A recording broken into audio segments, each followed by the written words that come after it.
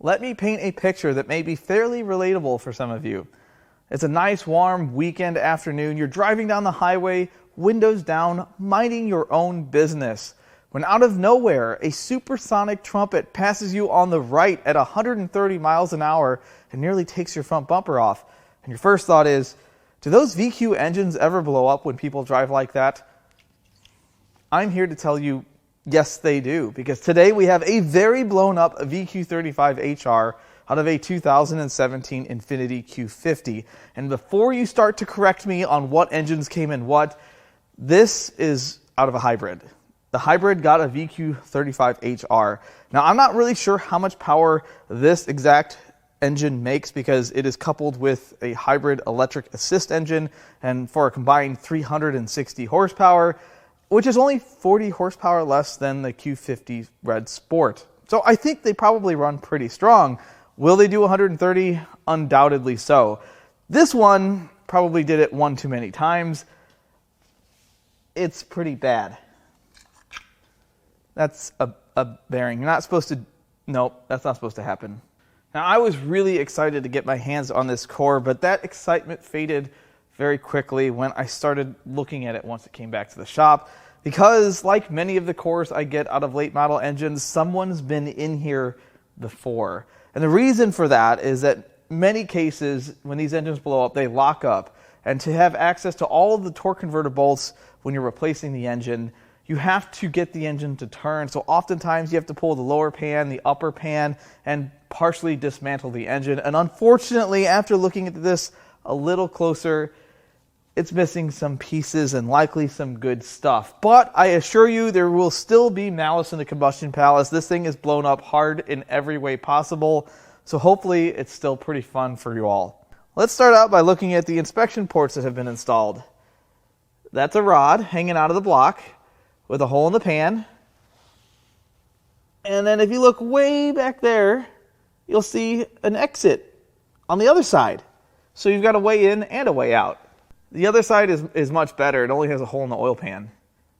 And speaking of oil pan, there's more holes on the bottom. Obviously, the first thing we need to test is to see how it turns over. I know it turns over because, again, no torque converter, and the crank bolt is loose. And I would imagine this thing's been reined in because of where it was stored. Uh-oh.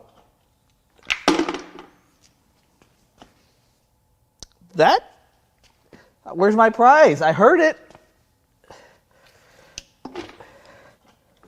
Okay, so it's not good. Maybe we just need to go backwards. That sounds bad. Let's keep going. Oh, it's... Okay. It's fine. Next, let's get after the plugs. We need to remove the coils first. Well, it still has plugs in it. I'm sure this will be just fine.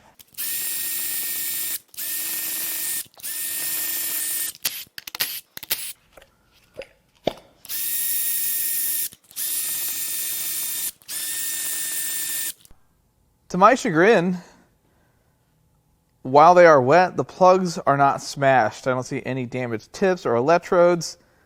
Straps look good. This engine was rained on at least once, so we're going to find some water in it. It's unlikely that it's the cause of this failure, but it's possible, I suspect. The next thing I'm going to do is start to remove the high-pressure fuel pump. Before we do that, I need to get this line loose. This used to be a part we sold back in the day, but I have no idea if they still have any value. Sparkles. Next, I'm going to remove the lower intake manifold.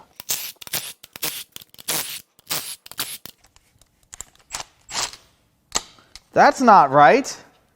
Someone put something wrong on there. That's a 13 millimeter lock. That's not right. Somebody did that. Somebody's been here before. What kind of jabroni puts a 13 on a Nissan? A locking nut at that. Oh, it's gonna, really? Okay, we're gonna do this the hardest way. This was unnecessary. That wasn't supposed to be there. And now, voila. We'll just remove the silencer. Well, now we can look down the intake ports. Well, that one's wet. They're really not too dirty.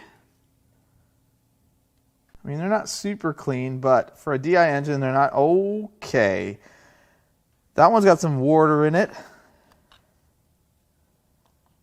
But I don't see any chunks of metal. While we're here, we're going to remove this fuel line.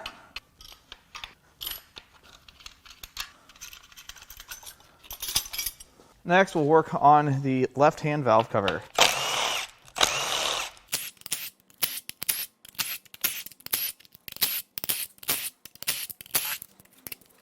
I don't know if I need to pull these sensors out, so we're going to try to not do that.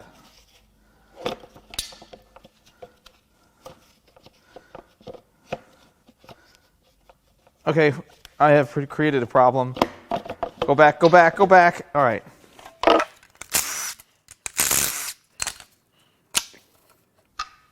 First reveal into the crankcase.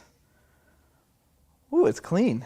Well, this definitely sat outside for at least a little bit. There's a little bit of surface rust, but it wipes off pretty easily.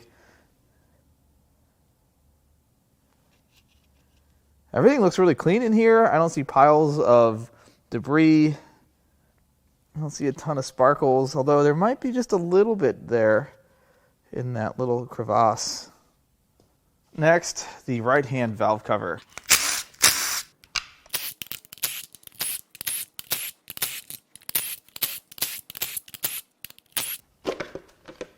The side looks pretty much the same. You can see there's a little bit of silvery pasty stuff underneath that bucket. It's not a ton, but some is definitely bad.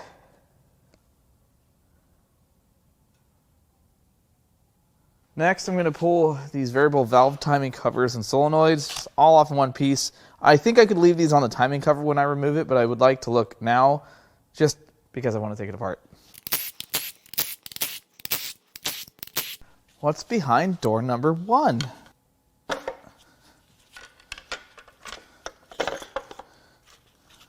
Can we see anything wrong? Well, the chain is really loose.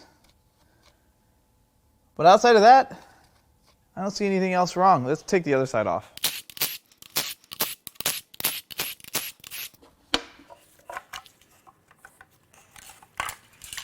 I don't need that gasket. All right, what's going on in here? Chain seems okay. There's our tensioner. I don't see anything wrong in here. Out of sheer curiosity, I'd like to pull the solenoids out of these to see if they collected any metal.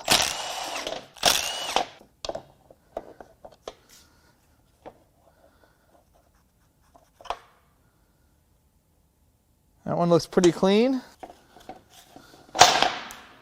That one is pretty broken. And there's a bunch of metally gook at the top of it. That's a technical term. I don't see any metal here. There's just a bunch right there. Next, due to the design of the VQ and the VR engines, I have to pull the lower blast bucket before we can get the upper blast bucket, before we can get the timing cover off. So let's see what's inside of this. Oh, there's not very many bolts holding it.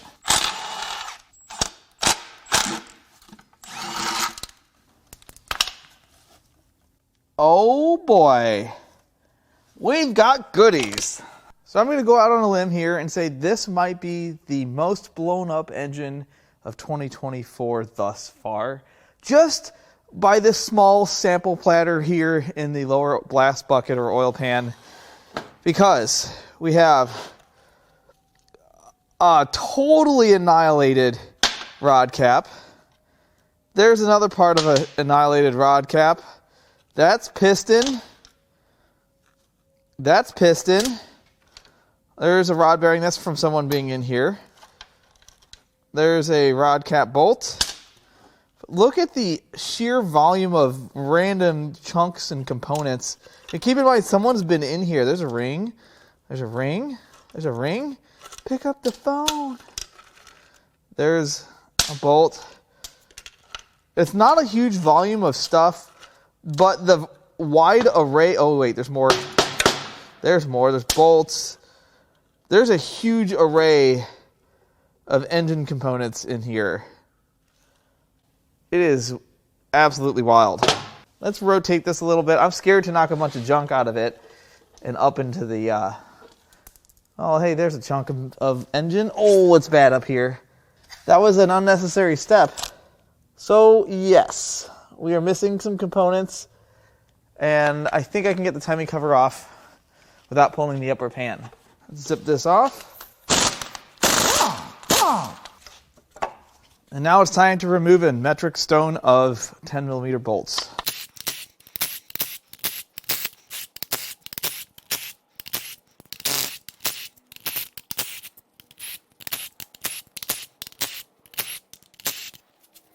I think I've got all the 10s out, and I've got two 12s at the bottom. Okie dokie, we should be able to get this off pretty easily, I hope.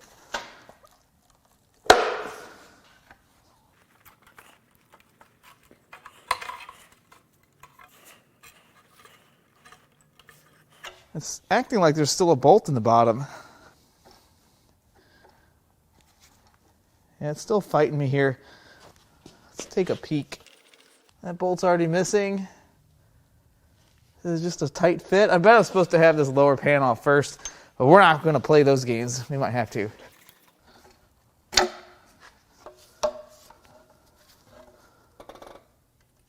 Yeah, we're going to break something. Let's get this lower pan out of the way. Fine! I don't know if I'm prepared to know what's behind this, but we're going to find out. That was nice. Thank you, socket. Having a great time. Is that it? Something's still in the vicinity here, and I don't know what. Oh, that was it. Oh, yep. Oh, okay. That's a very long bolt.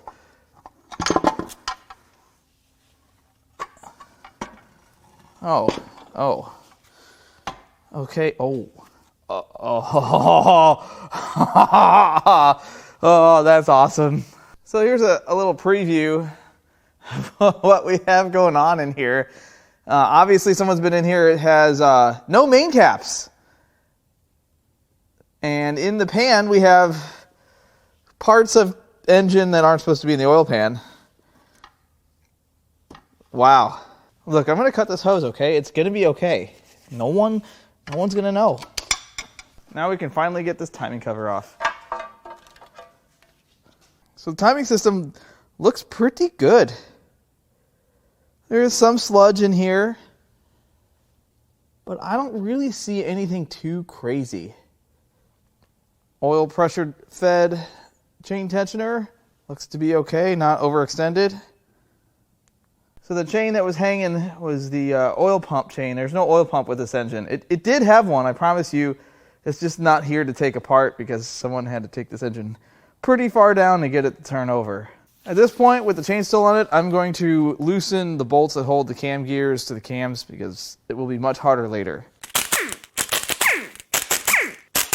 At this point, let's get the rails and the tensioner off. Looks decent.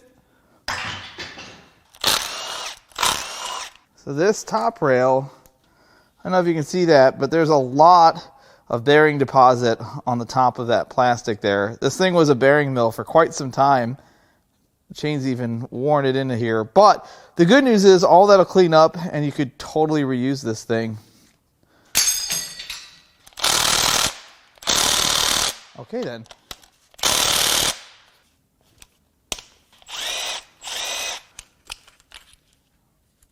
Nice. And the final rail looks really good. Looking for a date code on it. Appears to be original. It's in great shape. Let's see if we can get this chain off. I don't know if we can or not. I had to take one of these. I don't know if we can get that off either. This chain does come off. There we are. That's a beautiful chain. Look at that.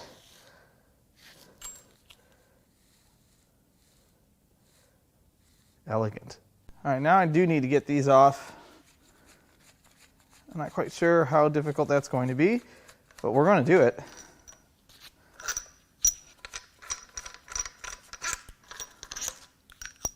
We're going to get by with a little help from my friend Blue.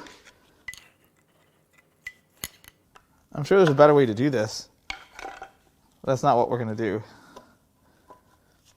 Oh, I see. There's a tensioner there.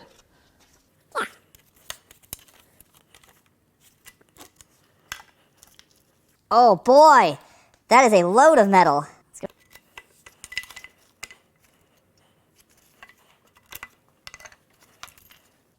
Oh, wow. That's not good. Look at the volume of bearing material on that intake cam gear. It's on both sides. That is pretty atrocious. And of course, tons of metal on the inside of the cam gears, which is exactly why I'm not going to sell these.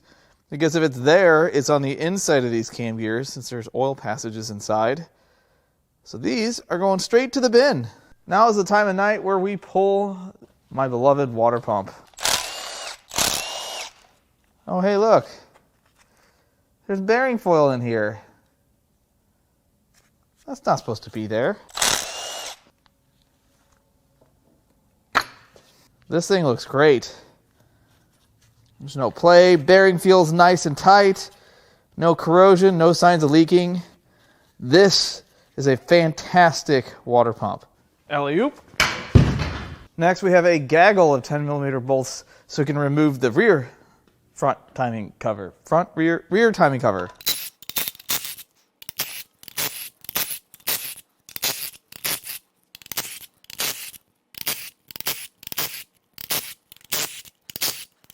I'm full, I gotta unload.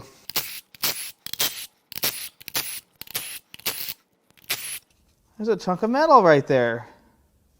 It's not supposed to be there. All right, now I need to check to see if I got them all. I think I did. Did you guys count how many I pulled out? Because I didn't. Let's see. Did I miss any? We're moving. I think I need old Blue at the bottom here. Oh no, this fell out.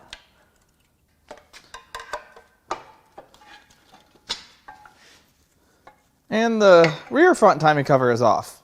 I'm sure it's an easy job in the car. That seems decent. So this is kind of a valve cover, but it really has integral cam caps in it. So now it's time to crap these cam caps off, and then we can get the cams off so we can pull the heads.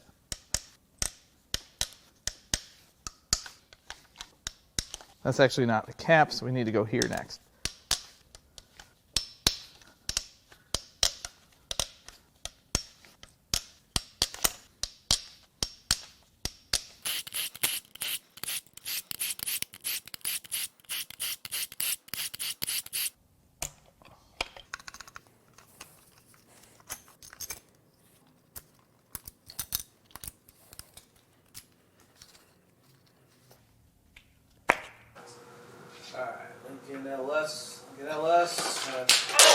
Jesus! Well, no surprise here.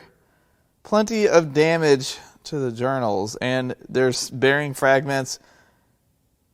They're not as scorched as I expected, but it's quite clear that some material ran, through here. So I got lost there for a second.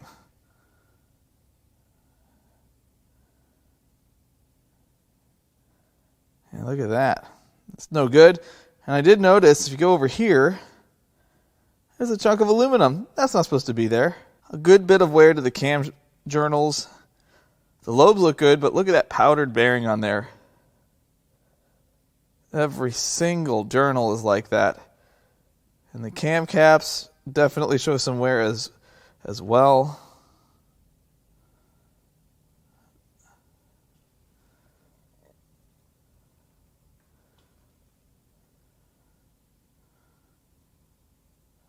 And the other cam here, focus.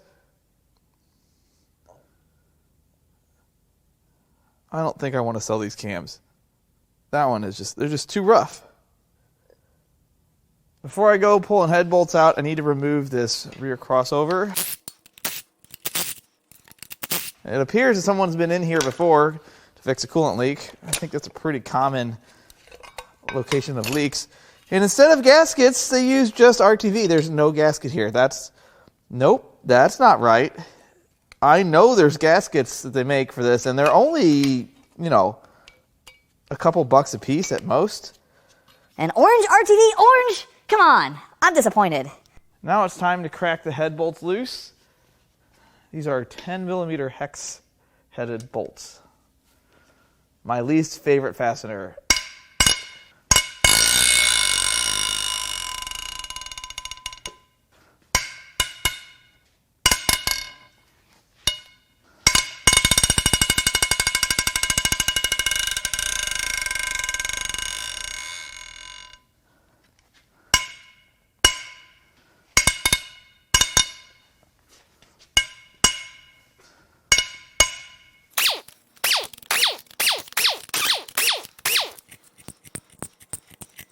Hopefully this head just lifts right off.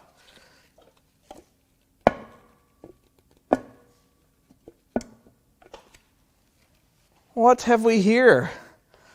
Water.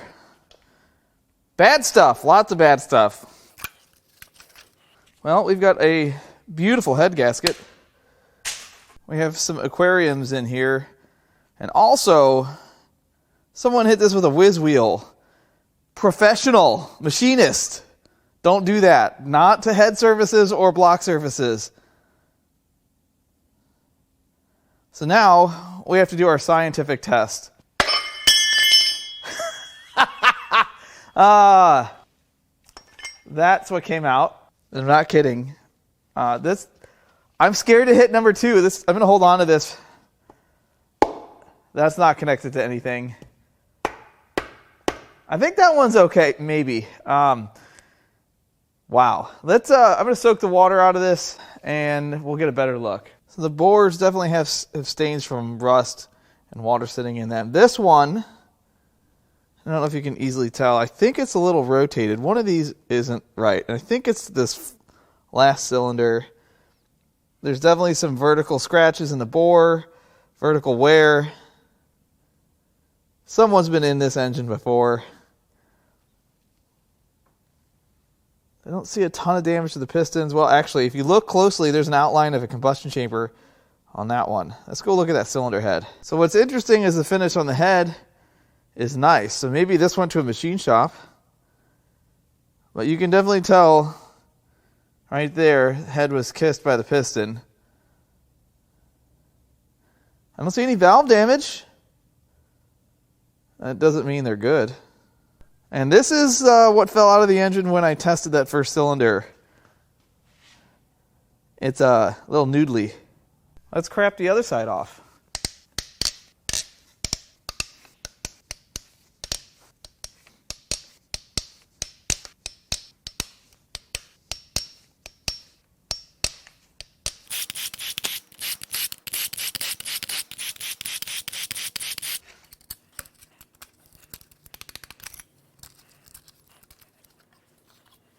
The journals on this head, very similar. There's some bearing material there.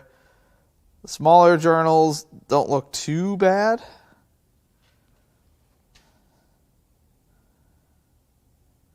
I didn't see any major chunks of aluminum in this side, but bearings shouldn't be there. And bearing material on the cams, scored up camshafts.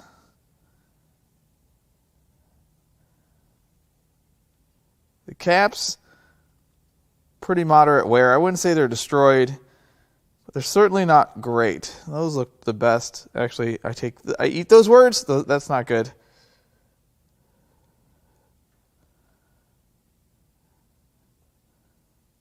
This cam's pretty screwed up too. Yep, those are going, geez, those are going in the bin. And on to the last head.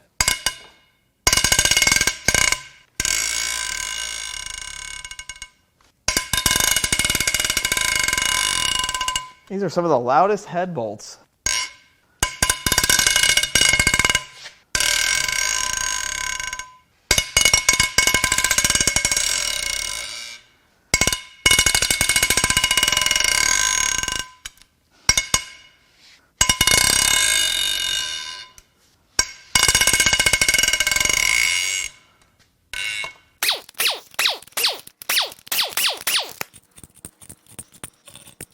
This one too should lift right off.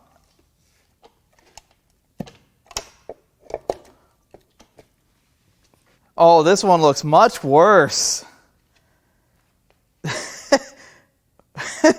I don't even want to do my test, but we're going to. We're going to look at it first. Head gasket, perfect. Well, we have problems. That piston's, it's broken. That piston, it's broken. This one, though, that one's still standing strong. I mean, this was clearly one of those idle failures, happened in the drive-thru after church. Grandma's Infiniti Q50 Hybrid. Just driving along, it just shut off, or so we're told. Against my better judgment, I'm going to do the test. I know what's going to happen. I have to do it. I have to stay consistent. I'm just going to give it a little... Well, I think the rings are holding that one together. We knew that was going to happen, but here's the real test. That one's good. Well, the head is not good. There's lots of combustion chamber damage.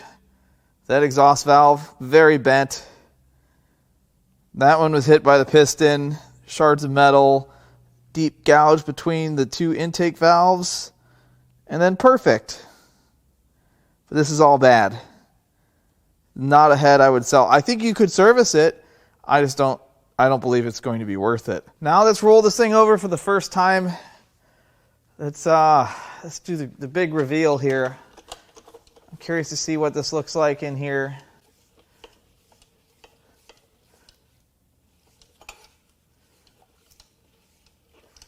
Well, it's not good. It's really, really not good. Wow. That would keep it from turning. Ooh. Oh. It's bad. Yep. Yeah. We're going to have lots of souvenirs from this one. I don't even know where to start with this mess. This is a bona fide disaster in here. That rod is bent, but it's still present, which is better than some of the other cylinders. So this one is the one that coughed out the rod when I did the test. Where's the wrist pin? Probably in another engine. This rod was removed forcefully from the crankshaft and then forced through the bottom of the block at the oil pan flange. And I think this is where it started here. Look at the discoloration. It must have spun a bearing or ate a bearing, and then they kept going.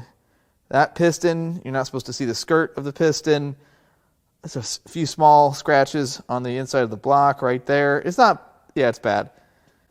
The fact that the mains look spun in this situation doesn't really faze me because the main caps are missing. Someone was in here and unbolted them all to get the crank to turn. And I think by doing so without a main cap, it'll roll those bearings as you see them. But for the most part, this is the only sanctity of this engine here, the last two cylinders. And I bet we still find some damage in here, but nothing like the mangled mess that is the front of this engine. This is bad, guys. I mean, realistically, we have 6 bolts to get the crank out at this point. The first thing I'm going to do here is get this little bitty chain off. And then this gear will slide off. Oh, hey, look, the crank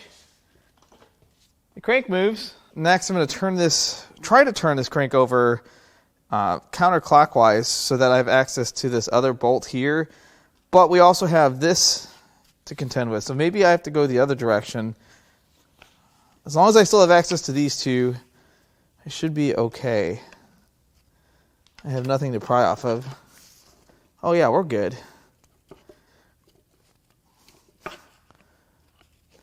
Yeah, I can get to these two, and I can get to this one. I think we're going to be good. I think I'm just going to crack all the rod caps loose, and then we'll lift the crank out. That bolt feels unhappy.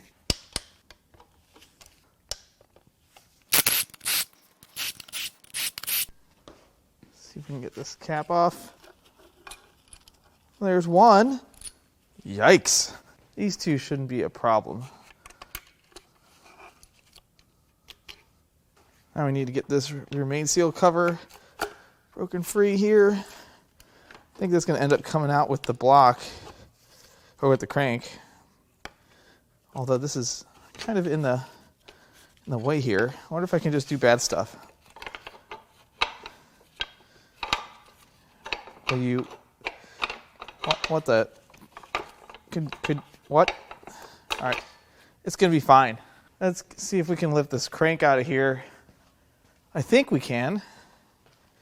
I don't see why not.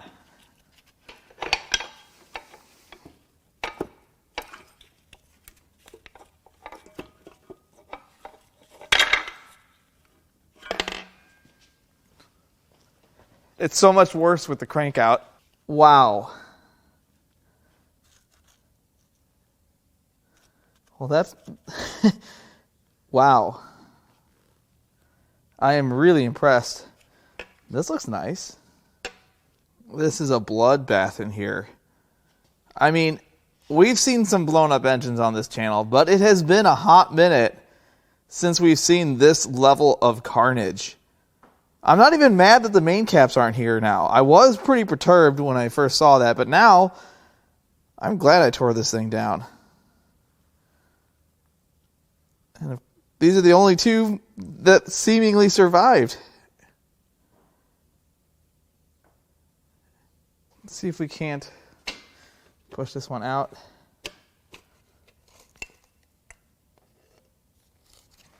I have no idea if this one's going to come out. Oh, yeah. It's fine, actually. Let's see if I can push it out.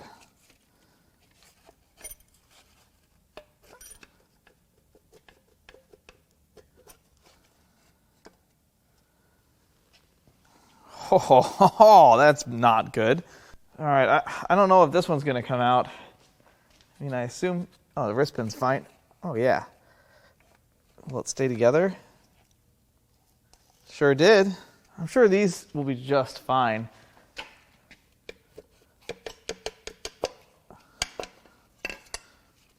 Perfect. Not perfect. We still have one piston, or remnants anyway, to get out. Just got to walk it out. I don't want to break it.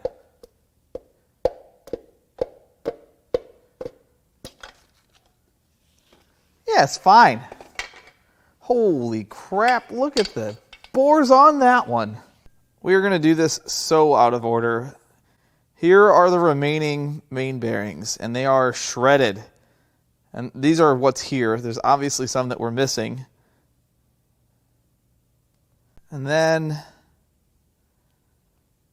the chaos. This is my best guess as to how this looked. It's like trying to dig up a skeleton from 500 years ago. I have no idea if this chunk came from this piston, or maybe this piston. I don't know. I'm confident that this bushing came from the small end of this rod. This rod is the one that fell out when I was doing the piston test. This piston is held together just by one compression ring. It's dropping rings quickly.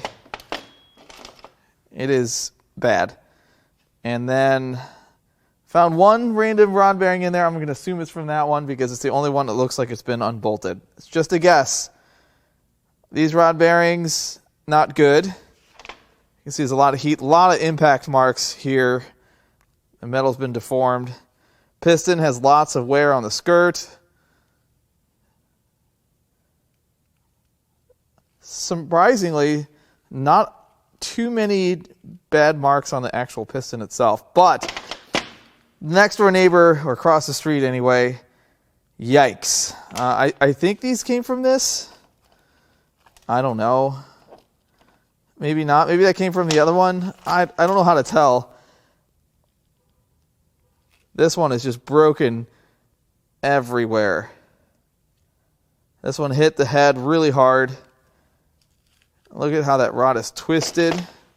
I mean, this is like red line failure. This rod is the one that was poked through the block. And look at it, how it discolored that rod. It's incredible. So many dings and so much damage. Pretty heavy skirt wear as well. This thing was not running well. Hey, look, a piston ring came out of something. I think it came off of this one. And then the rod caps, I'm guessing here also. I don't know. It's bad, okay? It's really bad. The rear two cylinders are the most surviving. Pretty heavy skirt wear, but that's the extent of the damage. It's really impressive, the disparity between the good cylinders and the annihilated ones. They are gone. And the crankshaft, formerly known as a hammer mill, lots of damage. I mean, look at what it did to that. You cannot power through rod knock. I mean, I can tell you that when this thing shut off, it was not knocking because it wasn't running. I think this was the cylinder that let go that led to this entire disaster. But judging by the rest of the bearings, they weren't far behind. I never really showed you the inside of the lower pan. One exit, two exits. I think that's the one where the wrist pin got a new life. I'm sure it's still churning along in some other VQ35. The bores are just gone. They are destroyed. Obviously, we knew the block was junk, but this is shrapnel. I mean, those are super deep, dense gouges. The only ones that we can actually see any kind of condition are the rear, and you can definitely tell there's lots of wear on the cylinders. This one had water sitting in it. The bore on this one is really chewed up at the bottom, and I think that's a crack at the bottom of this one. Yep, this one's going in the bin. Here's some better look at the bottom of the block. This took a few hits. Oil squirters deleted. Oh, hey, there's still another main bearing in there. That's what they look like. Not good.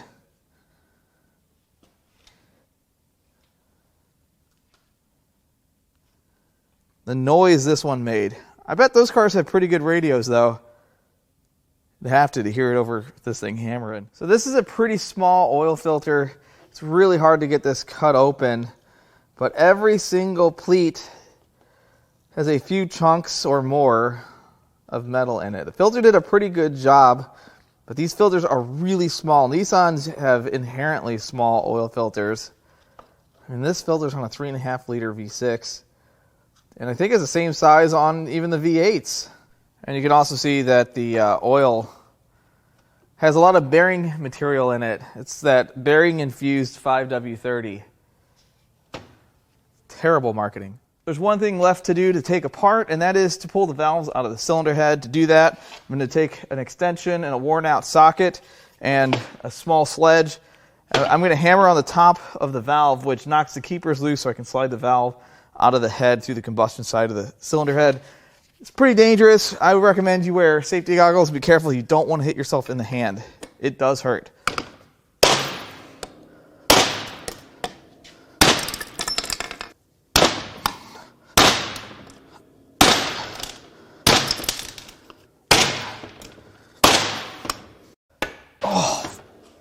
Oh man, it hurt so bad.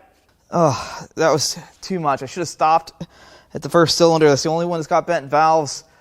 I got ahead of myself. It's starting to swell. Oh man, I might have to go to the hospital. It's getting bad. All right, now I got to pull the valves out. Here's our intakes and our exhaust. That one's bent.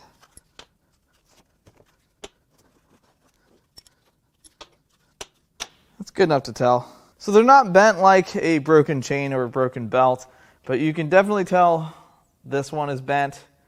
I think that one is bent as well. This far one is the cylinder that had the most damage. That's the one that was just the crown of the piston hanging out. And this is the next door neighbor. I think those are straight, but absolutely some valve damage. We certainly have seen our fair share of oil-related failures on this channel. In fact, I would go out on a limb to say that the majority of engines that I've torn down on my stand that have blown up have done so because of something related to oil. Whether that's running an engine out of oil or not enough oil in it, that kills them every time. Or maybe it's extending your oil change intervals or not changing your oil at all. 12 to 15,000 miles is a long time to go between oil changes. And I know some manufacturers request that, but oil is cheap, engines are expensive. Or perhaps it's using the incorrect oil. Some engines don't care what you put in them, but many of them do.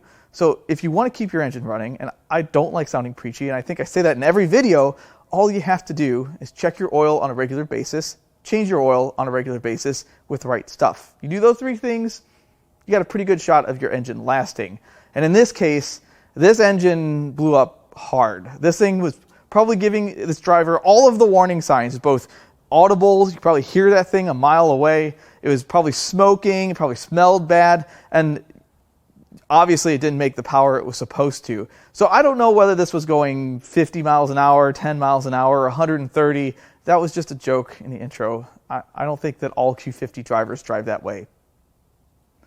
My point is, though, at the beginning of the video, I did mention that this engine was bolted into a Q50 Hybrid, which means it has an electric assist motor, which also can drive the engine. It sometimes is used as the starter for the engine. In most cases, it is. And I don't know if it knows what goes on inside of that engine. So maybe that engine was coming apart, and the electric motor's like, I'm here to help you, buddy. And it just kept spinning it until it literally wouldn't spin any longer. I wish I was there. I think it would be cool to see.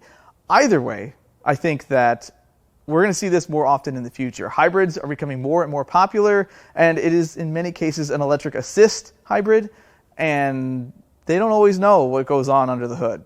They don't care sometimes. I really hope you enjoyed this type of teardown. There aren't a ton of parts out of this engine to sell, but there are some. So if you'd like to buy any parts out of that engine or anything else I've torn down, or out of this 2009 45th anniversary Vista Roof Mustang GT, you can go to Importapart.com and peruse our inventory. I've been uploading our parts cars just about every single week. And if you don't see what you're looking for, you can shoot us an email at sales@Importapart.com. I really hope you enjoyed this video. As always, I love all the comments, all the feedback, and even the criticism. I love it all, and I'll catch you on the next one.